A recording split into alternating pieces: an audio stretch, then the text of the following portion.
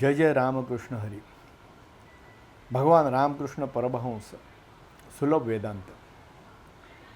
लहान मूल ज्याप्रमाणे चित्राकरता व पैशाकरता आईपाशी रडून तिला पुरेपुरे करते, तद्वत ईश्वराला जो जाणतो, जो त्याला आपला जीव की प्राण व निकट संबंधी असे समजतो आणि त्याला भेटण्यासाठी जो मनापासून व खऱ्या कळकळीने अनाथ लेकरांप्रमाणे अश्रू ढाळतो, त्यालाच सरते शेवटी परमेश्वराच्या दिव्य दर्शनाच्या प्रसादाचा लाभ होतो. अशा प्रकारचा खऱ्या कळवळ्याचा व हट्टी शोधक भेटला म्हणजे त्याच्यापुढे ईश्वरालाही लपून बसवत नाही. हे अंतःकरणा, तू खऱ्या रीतीने आपल्या आदी मायेला हाक मार, म्हणजे ती तुझ्याकडे किती धावत येते ते तुझ्या दृष्टीस पडेल.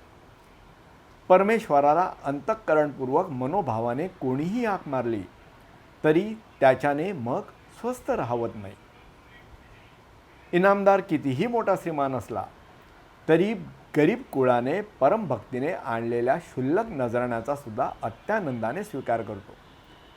तद्वत प्रभू जरी सर्वसमर्थ व सर्वांवर सत्ता करणारा आहे तरी त्याला अत्यंत भक्तिपूर्वक व प्रेमाने कोणी काही जरी अर्पण केले तरी त्याचा तो मोठ्या आनंदाने स्वीकार करतो. भगवान रामचंद्र जेव्हा जन्माला आले तेव्हा ते परमेश्वराचे अवतार आहेत असे फक्त 7 ऋषींनी ओळखले होते. त्याप्रमाणे ईश्वर ह्या जगामध्ये जेव्हा जेव्हा अवतार घेऊन येतो तेव्हा त्याचे ईश्वरी तेज ओळखणारे पुरुष जगामध्ये फार थोडेच असतात.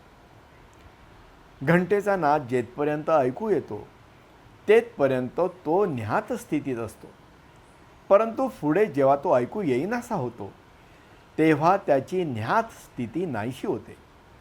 तद्वत परमेश्वर हा ज्ञातही आहे आणि अज्ञातही आहे. खेळातील एखाद्या कृतीचे फळ किंवा हत्तीचे चित्र ह्यावरून त्या जातीच्या फळाची किंवा प्राण्याची आठवण होते. त्याप्रमाणे मूर्तीची पूजा केल्याच्या योगाने निराकार आणि शाश्वत असा जो परमेश्वर त्याची स्मृती होते आणि भक्तिभाव जागृत होण्यासाठी मदत होते. भगवान रामकृष्ण यांच्या काली केशव चंद्रसेन हे पक्के मूर्तीपूजा निषेधक होते. त्यांस संबोधून भगवान म्हणतात, ह्या मूर्ती पाहून आपल्या मनात चिखल, माती, धोंडा, भूस अशी कल्पना तरी येते कशी? ह्या प्रतिमाच पुढे असताना त्यांच्यामध्ये शाश्वत, आनंदमय व सर्वज्ञ जननीचे गुणधर्म आहेत असे तुम्हास का बरं वाटत नाही? पण ह्या सर्व प्रतिमांमध्ये किंवा मूर्तींमध्ये त्यात सर्वज्ञ, शाश्वत आणि निराकार प्रभूचे गुणधर्म भरलेले आहेत हे लक्षात ठेवा. बारीक वळणसुद्धा व सफाईदार अक्षर लिहिण्यापूर्वी ज्याप्रमाणे आधी मोठे व बटपटीत कित्ते गिरवावे लागतात, त्याप्रमाणे कोणालाही मनाची एकाग्रता होण्यासाठी प्रथमतः मूर्तीचे ध्यान केले पाहिजे आणि त्यात सिद्धिप्राप्ती केली झाली पाहिजे. त्याला पुढे निराकार स्वरूपाने ध्यान सहज करता येईल. गोलंदाज प्रथमच जेव्हा निशाण माराव्यास शिकतो तेव्हा समोर एक फळा लावून मोठी आकृती काढून तिच्या आत गोळी मारण्याचा प्रयत्न करतो. तो साधला म्हणजे त्यावर पहिल्याहून लहान आकृती काढून तीच गोळी मारायला शिकतो. ह्याप्रमाणे केवळ बिंदुमय आकृतीत निशाणा लागू लागले म्हणजे तो उत्तम गोलंदाज झाला.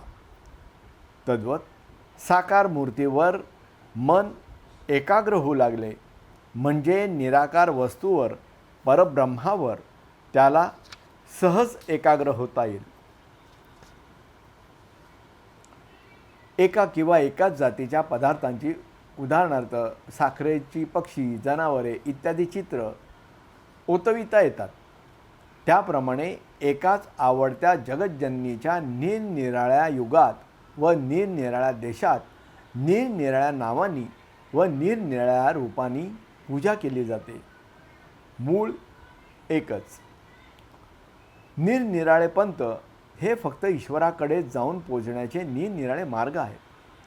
कलकत्त्यातील काली कलकत्त्यातील काली घाटावरील कालिका देवीच्या देवालयात जाण्याच्या निरनिराळ्या दिशांकडून निरनिराळे रस्ते आहेत. तद्वत ईश्वराच्या सदनात जाण्यालाही निरनिराळे मार्ग आहेत. प्रत्येक धर्म हा तरी ईश्वराकडे जाण्याचाच एक मार्ग होय, दुसरे काही नाही. एका आणि एकाच द्रव्याच्या अनेक वस्तू होतात. सुवर्णाचे अनेक प्रकारचे निरनिराळ्या आकाराचे व निरनिराळ्या नावाचे अनेक अलंकार होतात. तद्वत एक आणि एक स्वरूपात असलेला ईश्वर निरनिराळ्या युगामध्ये व निरनिराळ्या देशामध्ये निरनिराळ्या नावांनी व निरनिराळ्या आकारांनी पूजिला जातो.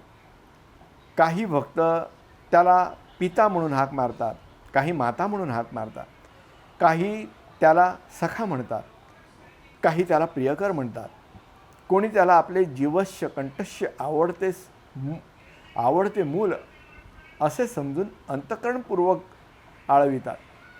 तथापि तो निरनिराळ्या नातांनी व विधींनी पूजिला जाणारा परमेश्वर एकच होय.